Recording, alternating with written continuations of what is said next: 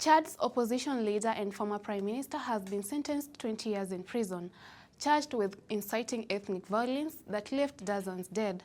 This is the story of Succès Masra, late transformateurs and a verdict shaking the nation. In mid-May 2025, deadly clashes erupted in Logon Occidental between herders and farmers, resulting in at least 35 to 42 fatalities.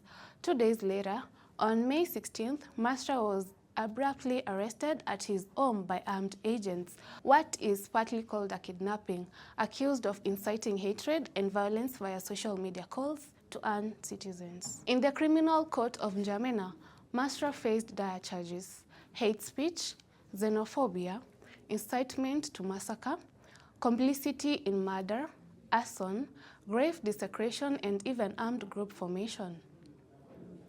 Prosecutors sought a staggering 25-year sentence, along with freezing of assets and 5 billion CFA francs, nearly $9 million, in compensation of the state. Then came the verdict. On August 9, 2025, Masra was convicted and handed down 20 years in prison, plus a 1 billion francs fine of about $1.8 million. His co-defendants, mostly from his Ngambaye ethnic group, also received the same charges.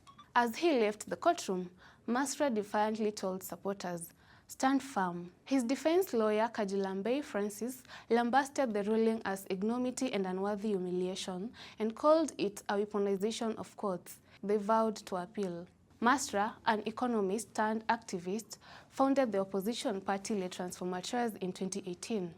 He briefly served as prime minister from January to May 2024, following an amnesty and political reconciliation deal. Later that year, he ran for president, capturing about 18.5% of the vote, but rejected the results, calling them rigged. Human Rights Watch and other observers have noted a worrying trend, a shrinking space for political dissent in Chad.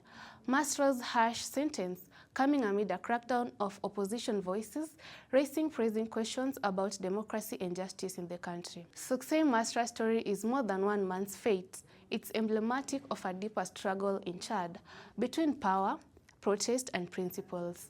Will his appeal shine a light on possible injustice or deepen the divide? We'll be watching. Let us know what you think in the comments. Hit like, subscribe, and share for more in-depth and global reporting. As Chad's political landscape shifts once again, all eyes will be on how this sentence shapes the nation's future. Stay tuned for more updates on this developing story. And remember to like, share, and subscribe for the latest breaking news from across Africa.